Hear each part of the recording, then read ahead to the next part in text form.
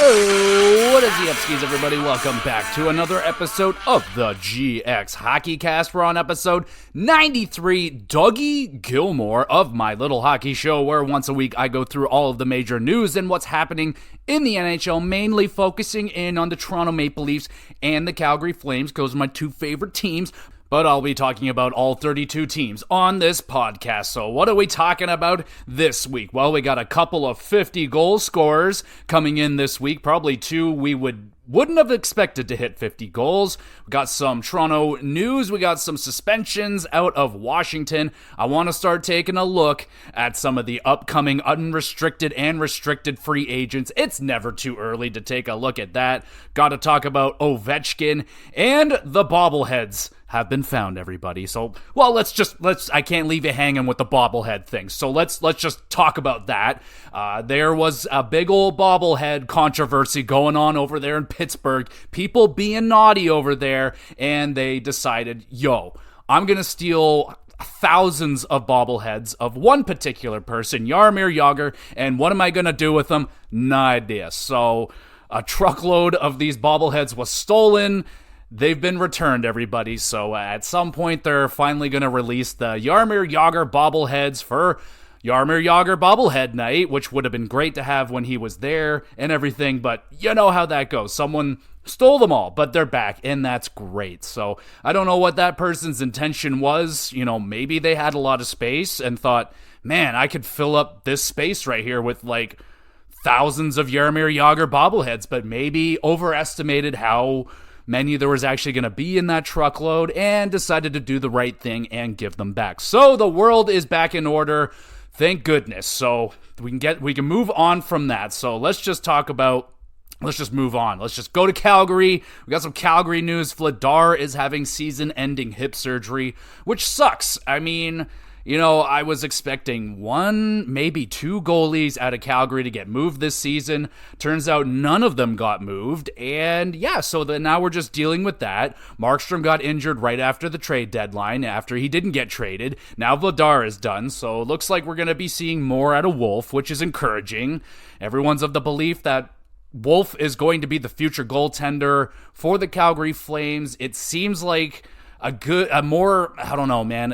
I'm not 100% sold anymore that New Jersey is going to come after Markstrom. Jake Allen's doing pretty good over there. Why do they got to go and pay the sun and the moon for Markstrom now? That's why I was so adamant about the Flames trading him when they could at his highest value, and they didn't do it. So he's here, and, very good potential that maybe it's going to be Markstrom and Dustin Wolf next year as the 1-2 wombo combo, if you will, in for the Flames in net next season. Is that ideal?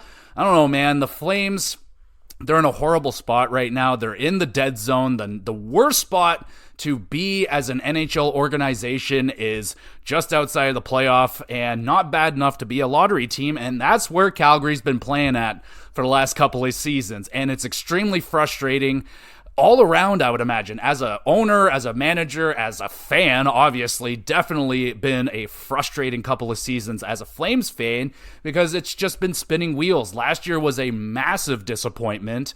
Couldn't buy a save. This year, almost as equal a disappointment. The Huberdeau situation continues on. It's just not, I don't know if it's ever going to get good, honestly. I think maybe Huberdeau is just, I don't know what the fuck he was drinking over there in Florida. Became a Superman or something over there. But, he's not, I don't know. We got to get that water, that Flordarian water, if you will, over here in Calgary. Help out Huberdeau a little bit. But it's just been disappointing this season again. They're starting to pile up some losses now. But they really, I mean, all said and done, they sold off everything that they needed to, just not the goaltending. And, all said and done, they did get rid of Hanifin, didn't get as much back as I was hoping for. They got rid of Zadorov. I didn't think they were going to get a lot for him anyway. And who's the other guy they traded off? Fucking Lindholm. The guy's been so invisible in Vancouver, I completely forgot about his existence in this realm, if you will. But, man, it's just been a not great season. maybe they should have traded, if they were going to keep Markstrom, then maybe they should have at least traded off Vladar. I am so sad that the Vladar thing didn't work out. I was so excited as a Calgary fan when that trade went down. I was like, oh fuck, like they paid pennies on the dollar for Vladar as what he was doing as the backup. I think I don't even know if he was playing backup for Boston, but he was really good, looked good, young prospect, and Calgary brought him in. Is he going to resign? I don't know. I don't think there's a spot really for him for his price point, and they might have to trade him away. I don't know if they have another year on him. It'd be good if I just pulled up their cap friendly. Yes, okay, so Vladar does have another year on his contract at 2.2. He really hasn't been all that good as a Flame. There could be some buyers on a 2.2 that Calgary could retain on that and bring it down to like $1 million or something. He's 26 years old. In the perfect world, I would have preferred to move on with like a Vladar-Wolf tandem to really see what Vladar's got going on under the hood. But I know everyone's really all in on Markstrom. He's still got numerous years on that $6 million contract. And man, I don't think I'm ever going to get over them not moving it when they had the opportunity to do it. But, it is what it is. Everyone else is signed at this time. If holy fuck, will you work here? There it is. Goddamn. The only guys that they have to worry about signing is AJ Greer. He's 27, making league min. We're not worried about that. Oliver Shillington, it will be interesting. That is definitely going to be interesting right there. He's come back. He hasn't played in a couple of years, and he's been fine in his return so far. Making $2.5 million. I don't know if you can. That's going to be a very interesting negotiation right there. It's like, do you give him the same amount? Fuck, the Devils just scored. I'm watching the Leaf game right now, but that should, you know what? God damn it, Sheldon Keefe, you should be pissed off right now. All right, back to business. That is definitely going to be an interesting conversation for Shillington. Like, if you're him, what do you do? Like, you really can't, try and be like, yo, give me 8 years. I don't know if Calgary's going to be biting on that. I think he will return, but it's more than likely just going to be like a 1-year deal, I'd be thinking right there. Dennis Gilbert, 27. Again, not really going to be worried about that. So with that being said, let's move into some of the the big names that are coming up for this upcoming free agent market. So kicking off this list here we go. Got the list. We got Reinhart now. Very tricky one right here. The dude, this jabroni just hit 50 goals. He is one of those 2 50-goal scorers. Now, Sam Reinhart, I could have been, in his early career, I could have been convinced that, maybe this guy scores 50 at some point. He was, second overall pick in his draft. He was playing for Buffalo, so the potential of things going well for him there were slim, and he was fine. But once he got to Florida, we started seeing that second overall pick, Sam Reinhart, right there. So the conversation is, like, what the fuck are you paying this guy Florida? Like, he wants to be there. They want him, so great start. He's got 50 goals, but a track record, I think his highest before this was 30-something, so you got to imagine this is a career year. I highly doubt that Sam Reinhart hits 50 goals again. Maybe he's a 35, 40-goal guy consistently with the Florida Panthers moving onward, so what is that going to make you? With the Florida, you got to take that Florida tax into consideration. They don't pay it, so actually you don't have to consider it. So there's definitely it's going to be an infuriatingly low deal for me as a Toronto Maple Leaf fan, because Nylander's making an insane amount of money, and he's not scoring 50 goals. And I bet my bottom dollar that Reinhart's coming in easily under what Nylander just re-signed for. So if he makes 10, that's under Nylander. That's probably all you would ever have to do as a Sam Reinhart fan. If someone gives you flack about it, just be like, Nylander, and they'll go away. Trust me. So I could see Reinhart signing for anything between like $8 to $10 million. I guess it would depend. Like, if they win the cup and he's a big part of that, does that help the price or make it worse? Like, probably worse, because you know how that goes. But for what I can hear, he was on Chicklets a couple weeks ago. I think he's very content with Florida.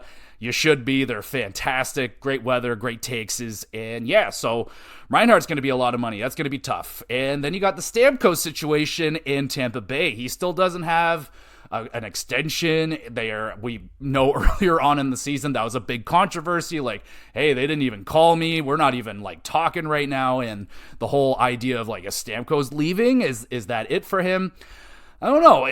For me, it's still, I don't know. He's having a great statistical year. He's a god-awful minus, an alarming minus on that Tampa Bay team right there. Some really ugly stuff, but he's making good money right now, $8 million, $8.5 million, if you will. I can't see him making much more than that. He's still a point a game, but he's going to be 35 next year. Yes, in this NHL, it looks like players are going to be able to hang on to the elite level, skill-wise. You know, you're looking at Ovechkin right now. He's like 100, scoring 300 goals a minute right now. He's insane. So Stamkos, I can see him signing for like $6 million, but maybe it's going to be something silly that like Pittsburgh did, like a 6x6. Just like, yeah, whatever, bro. Play till you're 40. We don't care. Like, just there it is. Then you got Jake Gensel in Carolina. It'll be interesting to see if it is going to be a rental or if they can manage to get him on their team, because he's been fantastic on their team since they brought him in from Pittsburgh. And I was a little surprised at how fast he took to that team, because from what I can hear, it's a pretty tough team to, get the hang of. Right away, because they play like a man-on-man defense over there. But, Gensel, they're probably like, dude, just go out there and score some fucking goals. That's what we want. He's not scoring many goals, but he's getting a lot of points. So if this guy if he's re-signing with Carolina, he's making $6 now. He's probably going to be around that $9 million range. So I think he's been a fantastic fit for Carolina. It's just going to be interesting. He'll make more if he goes to the free agency market, but does he want to win? He's 29 years old, so there you go. We got Marchessault out of Vegas. I've been hearing things that they have been talking contract extension for him, which is not Vegas-like at all. How dare you? You're supposed to just cut him dry and be like, see you later, loser, even though he just won you the Conn Smythe and a Stanley Cup. But he's making $5 now. He's 33 years old, so he's killing it this year. He's doing fantastic. That's going to be interesting. Vegas, if they re-sign him, I think they can get him for like $6, maybe $7 million. I don't know. Maybe they can get him back for $5. It's been a fantastic deal for them, and he's been hella happy in Vegas. So it's going to be interesting. But if he leaves, he's going to make some good cake. I mean, like $7-8 million. All you got to say is, hey, Conn Smythe, Stanley Cup, I got experience. So, yeah, I can see Marchessault getting anywhere from $5 to $9 million. Well, not 9. I'll go 8. Then now we got our unrestricted free agent here. Detroit is in trouble. Everybody. They got Lucas Raymond coming up, 22-year-old stud. Last I checked, he was not quite point a game, but just shy of. He's doing very, very good this season. And I think that's coming off of a fairly slow season last year, so that's good to see. He's doing good, and he's coming off of an ELC making nothing. So this is going to be his first big boy contract, and are they going to pull the trigger on him? They're going to give him an 8x8, $8 million? 8 years, something like that. I think that would be just dandy. Is he going to want a bridge deal? Is he going to play the Matthews game where he's like, I'm confident in myself, I'm signing 3 to 4 year deals, and I'm cashing in? So that's going to be interesting. I can see him signing an easy 8x8.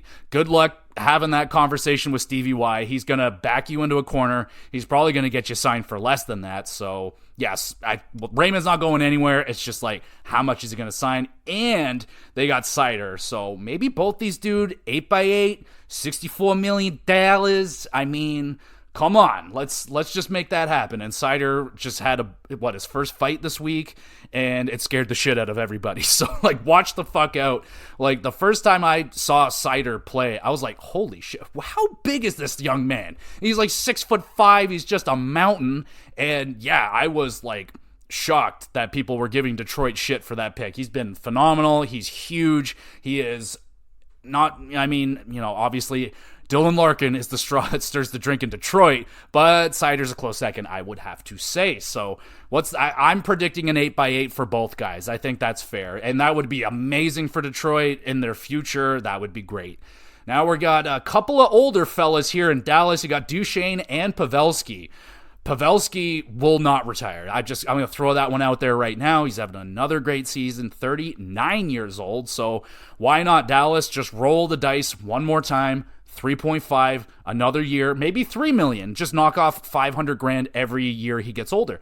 And then you got Duchesne, who has been an excellent addition for them. Slow start, has been outstanding down the stretch. One of their best offensive players, I would say. And they got him locked in for $3 million this year, which was not a risky move at all, and it's paid off huge for Dallas. I mean, their offense is disgusting, the second best offense in the league, I think, after Edmonton. So will he sign for a similar deal? He's probably going to want a little bit more, maybe 4.5, but I think the way that he's played, he's fitting very nicely with Dallas. If they can get it done, I'd say do it. Got another one here in Carolina, Seth Jarvis. This is an restricted free agent. He's not making anything right yet, so it's going to be his first big boy contract, and he's having a fine season, like over 25 goals, it's hard to get point a game when you're in Carolina. They don't really play it that way, but 55 points or so in Carolina, that's like fucking 70 points in other places. So he's doing good, man. He's 22 years old. I'd love to have him on Toronto right now, but we don't. So, what's this guy going to make? I think Carolina's really good at signing people. You got, Aho, thank you very much, Montreal, for that one. Everyone's locked in, for pretty good money. They got some names coming off the books here. So Jarvis, probably somewhere around $5 million, maybe more, maybe less. And the years is what's going to be really interesting. Are they fully committed to Jarvis? Would they do an 8-year? Would he do an 8-year? So that one's really interesting. And then you got Casey Middlestat. So a little bit risky here with the Avalanche taking on Casey Middlestat. He's only making 2.5, and he's been great the last couple of years. He's been consistent for the Buffalo Sabres, which you can't really say for many or anyone on Buffalo over the last few seasons. So that's a big plus. He's been a great fit for Colorado, trying to fill in that gap that Kadri left when he left the team. And he's been good. He's 25 years old, really looks like he's found his game. And if you can find your spot, second line center in Colorado at 25, I'd say 5x5, 6x6 maybe, something like that. Now the cap is going up, so my numbers may be a little bit off as to what the GMs might be throwing around this offseason with all that extra cash. So it could be higher. Maybe we're talking $7.5 million for 8 years. As an Avalanche fan, I'd probably be pretty happy with that. But that's an interesting one right there. Let's talk goalies. We got a couple goaltenders here. Ukko-Pekka Luukkonen, one of the best, funnest names to say. UPL, he's been unreal for Buffalo. One of the main reasons why they still have a pulse in this league right now. He's making league min. Well, not league min, but he's restricted free agent, 25 years old. He's got a really good save percentage. Last I checked, it was a 915. I'm getting all these stats from the Hockey Guy, the best YouTube hockey channel in the world. Go check him out. He is amazing. So thank you again, Hockey Guy, for all this amazing information on your excellent whiteboards.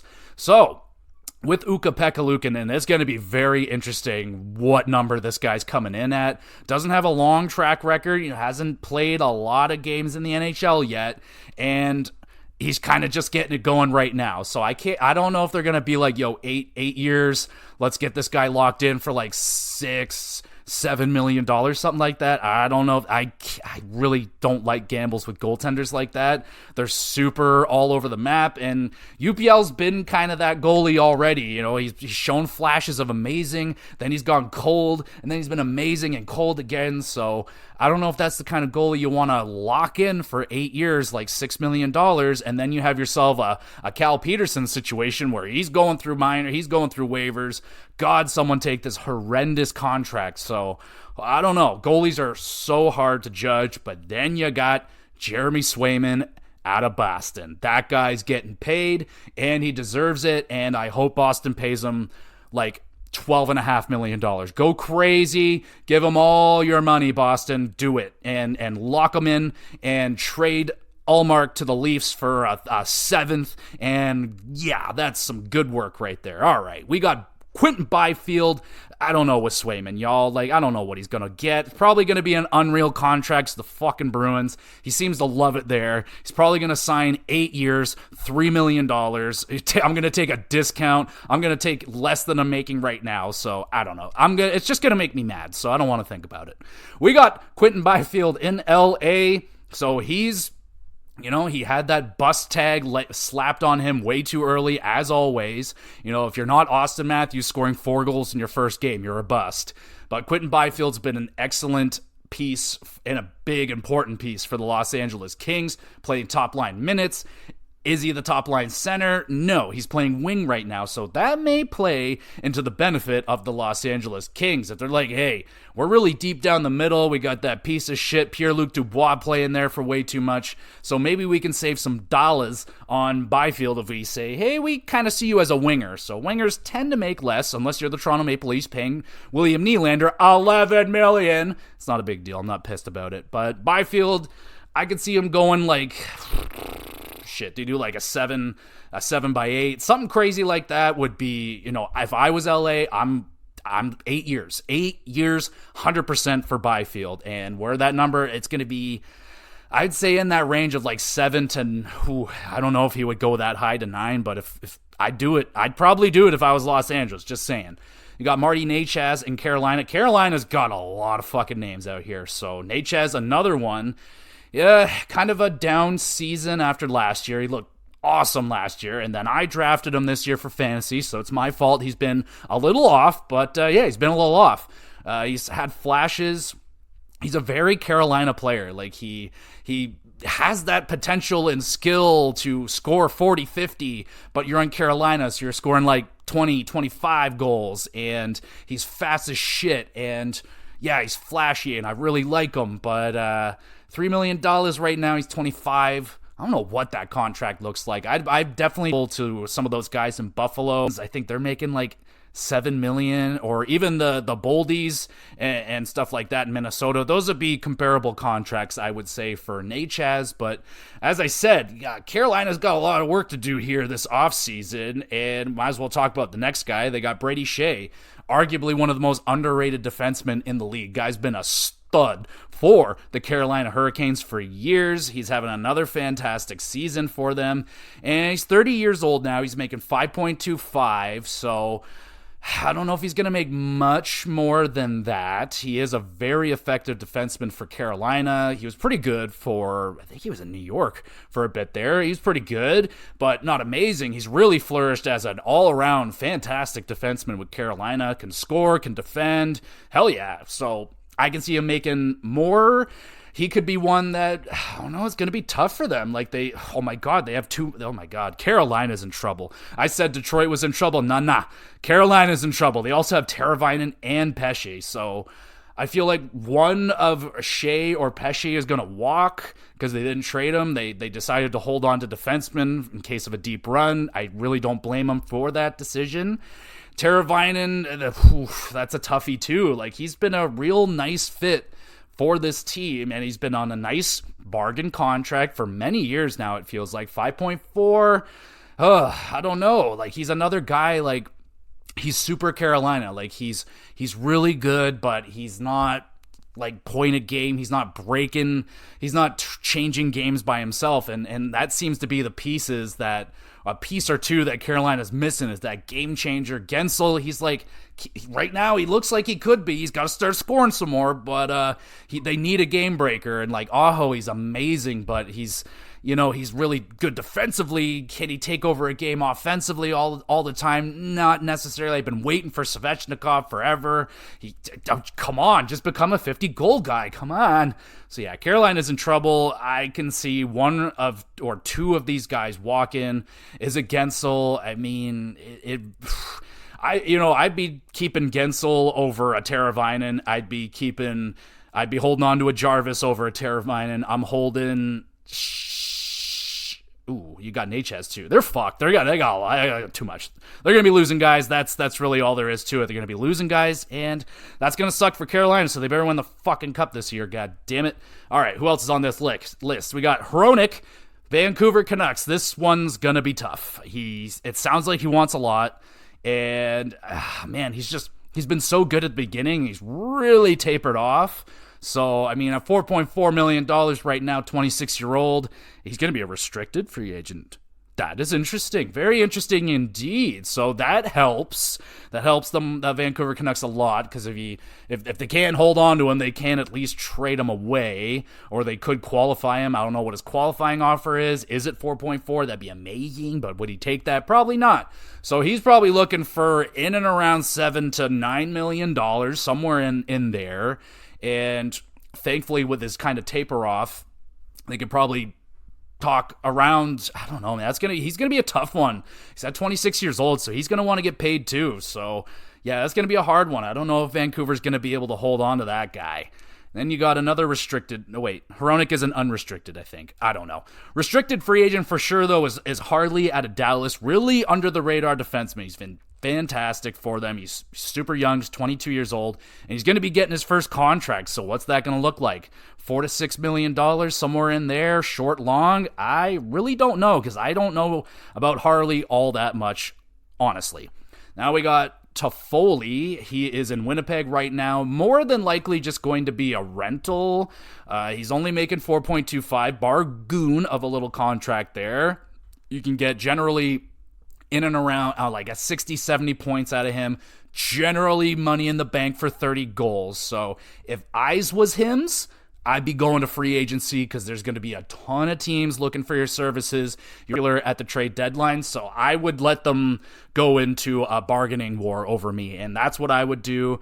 Would it be a great fit for him to stay in Winnipeg? I don't even remember him fucking going to Winnipeg. Honestly, I haven't heard a damn thing about it. So I'm feeling rental on that one right there, but I think it's just smart business for Toffoli to go to the market. He'll get more that way is my opinion right there. But yeah, that's all the names that are on the upcoming unrestricted and restricted free agent. So start sweating, especially if you're a Carolina or a Detroit fan. Not even so much Detroit. I think they're going to be just fine. You got Stevie Y at the helm, so I think they're going to get locked in for fucking 8 years, $1.5 million a piece, because Stevie Y is very intimidating. I would not want to be dealing with that guy. So, speaking of not dealing with that guy, what the hell is wrong with Tom Wilson, bro? This guy got suspended 6 games for smacking. Who the hell did he smack in the face? Was it McMahon? I don't know, but he smacks one of the Toronto Maple Leafs in the face with his stick during that game. And yeah, bro, I watched that and I was like, what the hell was he thinking, man? Like,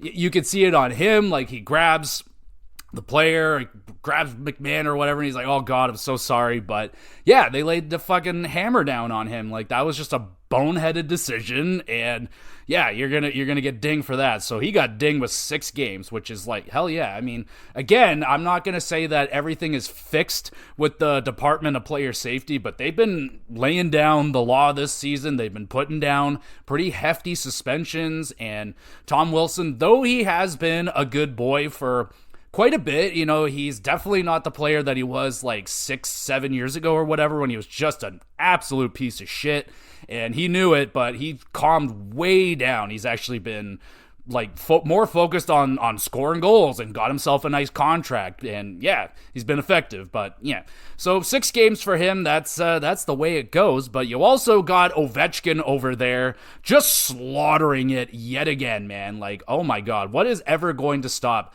Alex Ovechkin? He is on another tear. I think he's got 8 goals in his last 6 games. He scored 2 against the Toronto Maple Leafs, which, you know, if Ovi was playing the Leafs like 15 times a year, that's a guaranteed minimum 15 goals he's scoring every time. There's going to be at least 10 multi-goal games, because he's just slaughtered the Leafs his whole entire career. And I mean, for the most part, the Leafs have sucked for his entire career. They didn't get good until like 2016-17.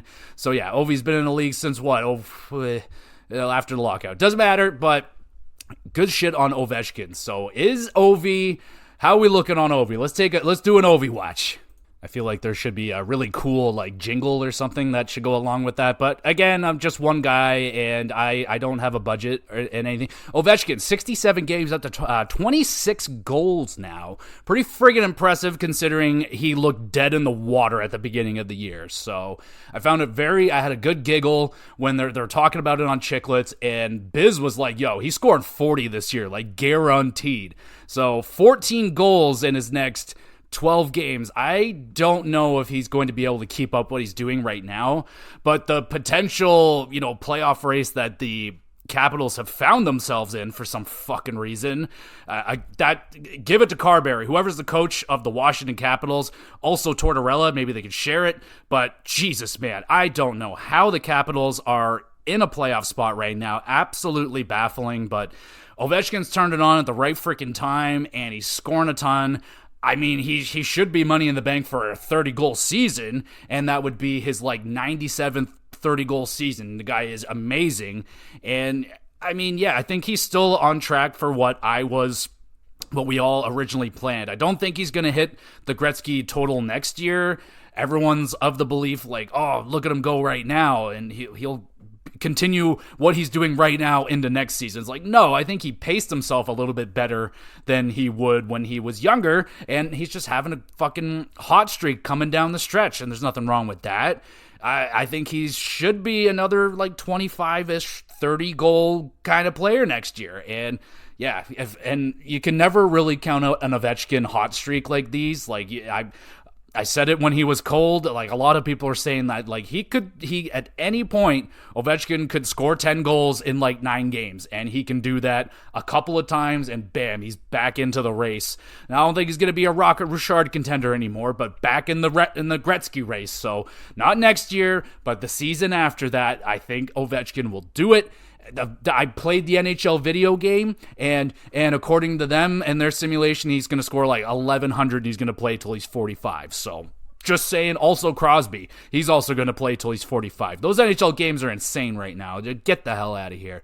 So we brought up the playoff race. Let's take a look at that because it's on every single day. Shit is changing. So we'll take a look at where the Eastern Conference is looking. So we got Tampa Bay holding on to the first wild card spot, and Washington in the second wild card spot right now. Where's the points? 85 points for Tampa Bay. God damn. Well done, Tampa Bay. You're fucking might catch the Leafs right here. God damn, well done, Tampa. All right, that scares me a little bit. Tampa's starting to turn it on, and, well, that's good for them. So they're probably going to slaughter whoever they're playing in the first round, probably the Leafs or someone. And now there's Detroit. So Detroit, oh man, I'd feel so bad if they don't make it. Fuck off, Washington, damn it. You've had your moment. I know Ovechkin, it's awesome, but the goals don't count in the playoffs for his Gretzky total. So just let Detroit have this, man. Please. I want to see them in there. I think a lot of us want to see them in there. Just no offense to Capitals fans, but come on, Detroit, it's been way too long, man, and I think the NHL needs it. They're playing better. They're only 1 point out. Washington has a game in hand, but yeah, man, it's still very much a active race between those two teams. And then you got the Islanders and, New Jersey, who's currently beating the Leafs. I think it's intermission, but 75 points for the Islanders. I think they've blown it, man. They're not winning much right now. They don't look very good. And their next game is against the Panthers, so that's probably a loss. And then New Jersey, they're hanging in there. They're trying, but I think everyone's going to look back on just not making that goalie trade earlier. Why didn't you do it?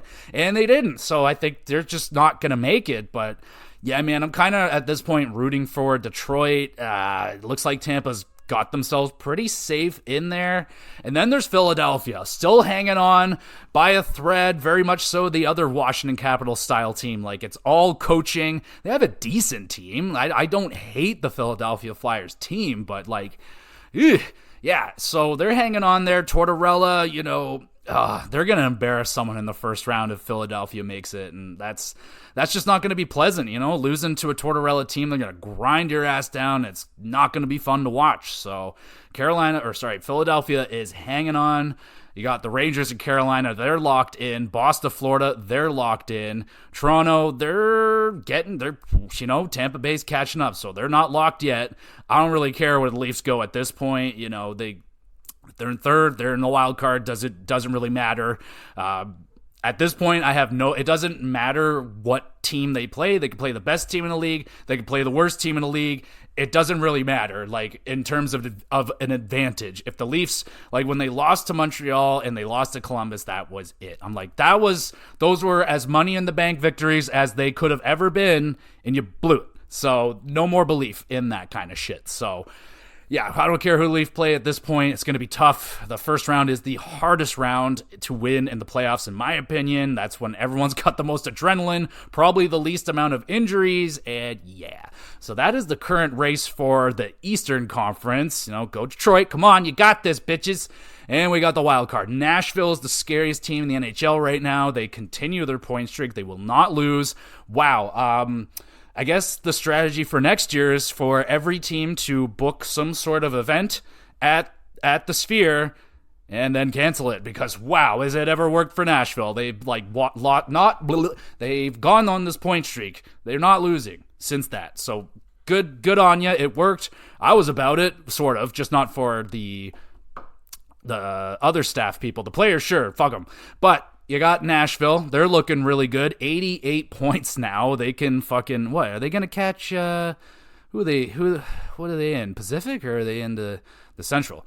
I don't know. 93 points is Winnipeg, and you got Los Angeles 87. No, so they're definitely, yeah. Okay, could they catch Winnipeg? At this rate, just maybe. Winnipeg's on a little bit of a losing skid. Nashville is doing the Nashville thing right now, so I would not be shocked if Nashville slid into that third spot right there. But it looks like it's between Colorado, Dallas. They're pretty locked in, but Nashville may not lose a game ever again. I don't know. And then we got Vegas. They're hanging in there. They're in a better position than they've been. They got 5 points on the St. Louis Blues right now. 85 points. They've won 3 in a row, 4 of their last 5 games. Up next is the Jets. So, yeah, it's looking pretty good for Vegas, but I'm hearing little birdie saying that Mark Stone probably ain't going to be, if he's coming back, it won't be until maybe the finals of the Stanley Cup. So, yeah, all y'all out there being mean to Mark Stone, don't. Knock it off. He's a good man, and he has a fucked up spleen. So, yeah, he's going to get that taken care of. And I think they put Hurdle on the IR, so they were like $22 million on the long-term injured reserve. Just spooky, scary-looking numbers, but it's within their right to do it. But it is funny to laugh at. I will say that for sure.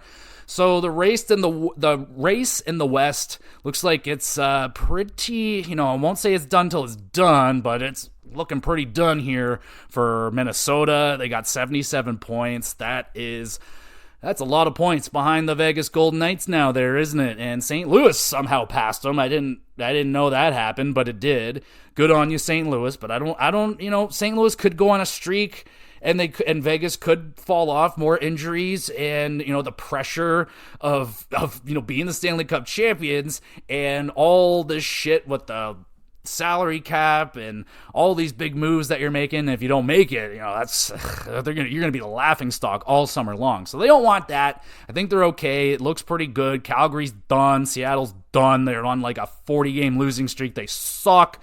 I'm sorry, Seattle fans. That's not very nice. But they are on another losing streak. What is it, 8+ games or something like that right now? Good Lord. But hey, I don't blame them for doing that. They're smart thinking right there. They're going to try and bury their season and try and get themselves into a lottery spot. Why the hell not? You're not going to make it into the playoffs. So I commend you for that. Good on you. So yeah, it looks like it's pretty done here in the West, but still definitely an open race right now in the East. So that is pretty cool. Speaking of pretty cool, Zach Hyman. Oh, Zach Hyman, 50 goals. God damn it. Fuck yeah, Hyman. That's my boy right there. I didn't think you had 50 goals in you, but holy shit. Congratulations, Zach Hyman. What, a 7th round pick by the Florida Panthers, a throw-in in a trade to the Leafs, becomes an NHL everydayer, and now has become a fucking superstar in Edmonton. One of the best contracts in the league, one of the best unrestricted free agency signings of all time, and Zach Hyman's hit 50. And thank you, Zach, for not doing that in Toronto. Thank you so much for that. I would have been happy if he did it. I kind of wanted him to, but appreciate that. That's how good of a guy Zach Hyman is. He wouldn't even do that to us. So he saved it for the next game, and good on you, Zach Hyman. I don't know if he's ever going to hit 50 again. If he does it next year, I will be just as happy as I am this year for him. So congratulations to Zach Hyman on 50 freaking goals, y'all. That's crazy. What a story. And Connor McDavid, by the way, has over 90 assists. I threw up in my mouth a little bit when they said that. I was like, 90? Like, Jesus, he's already, oh my God. That's crazy. I almost threw up right there. That's disgusting. I will try my best not to do that ever again. So let's talk about the PWHL yet again, setting another attendance record at the Bell Center, this time in Montreal. That's just awesome, man. The PWHL having a very successful first year. They just got to keep that momentum going. Be on the weary for their next season. Who I don't know if they really seem to be building a dedicated fan base, which is awesome. Almost a separated fan base from NHL people. Like, they just have, like, new people, just, like, new fans, like, women and men and women, everybody coming out of the woodworks, just like, cool, new sport. I like that. It's not a new sport, but a new league. And that's kind of cool sometimes. Nice, fresh new start. And, yeah, so they're doing really good right now.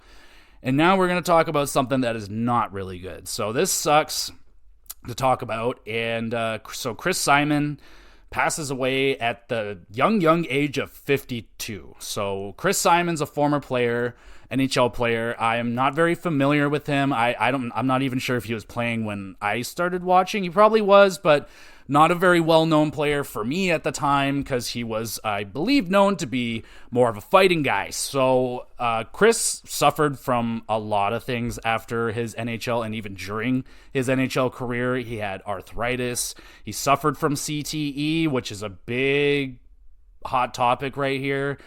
He also suffered from anxiety and depression, and so he took his life. He committed suicide, and that's just rough, man. That's really rough. It's a rough thing for a lot of people, and it's terrible that it got to that point for him. And the NHL, again, not wanting to step in front of this CTE conversation. They're very scared of it. They want nothing to do with that. They're like, we're not responsible, where they clearly have responsibilities. And why not just get, I know, obviously money, but just take care of your people, for God's sakes, and do your part to figure it out. If you pretend that it doesn't exist, then nothing, like, you guys are, you run the fucking league. So if you guys pretend it isn't there, then people are going to believe that, and it's not true. There's still much more work to be done with that and everything, and I'm no freaking doctor. I don't really know what I'm talking about with that, but clearly there's a problem here. And because it wasn't the only suicide we had in a week span, we also lost Konstantin Koltsov, also passed away by suicide, which, you know, now I've heard there may have been some foul play with alcohol, but regardless, there was a history with this player as well. He didn't play much in the NHL, only I think 3 seasons with the Pittsburgh Penguins, but it doesn't matter. Regardless, there's problems going on out there, and again, if anyone is having those types of thoughts, you know, I've been in that boat. I know a lot of people that have been in that boat. Talk to somebody. It's nothing to be ashamed of to talk to somebody, ask for help. Don't let it get to that boiling point, because it's not worth it. So talk to somebody. There's a lot of resources out there for you. So just talk to somebody if ever those kind of things are in your head. Trust me. So it's a terrible situation going on right there with and I don't know when we get to the type of situation where we get the books open, we really crack down, we start to figure out what the hell is going on and what to do. We've had numerous conversations time and time again about hitting in the league and fighting in the league and the fact that you can't eliminate it and you won't eliminate it and so many of those types of conversations. Yes, absolutely. But so far with the head hitting in the NHL, it's definitely, I think it's safe to say it's come a long way from where it's come from like the 90s or something like that. But there's still more to do. There's, never fucking stay still where you're like, all right, I did pretty good there, but keep going, and especially don't freaking just try and hide it under the rug like it doesn't exist. So that is definitely a bad thing, and just terrible news to hear that, and a double whammy in 1 week. And it just reminds me a lot of what happened in the wrestling world, WWE, just the wrestling whole organization, not just WWE the company, but numerous, so many wrestlers have died way too young, like insanely young, from just an array of drug abuse and steroids and alcohol and just tons of that kind of stuff. So, it worries me. It's that, we're not at that point with, and I hope we never hit that type of point with anything ever, even though I know I'm not even going to get down those roads. But yeah, man, it's just starting to get a little too close to that, where, almost it seemed like every other week you're hearing, oh, this wrestler passed away at 45, at 50, at 52, at 37, and it gets younger, and you're like, Jesus, the music world's gone through it, so that's a huge red flag right there, that there's a problem. So at least they've taken some steps, but I'm not satisfied yet with the NHL in where they're going with that. But yeah, man, just really, really sad news, and we try to move on. So we talked about the Jaromir Jagr bobbleheads getting back to Pittsburgh, and the people who are entitled to said bobbleheads are to get them back, which is fantastic. And also, we'll touch on Nick Leddy.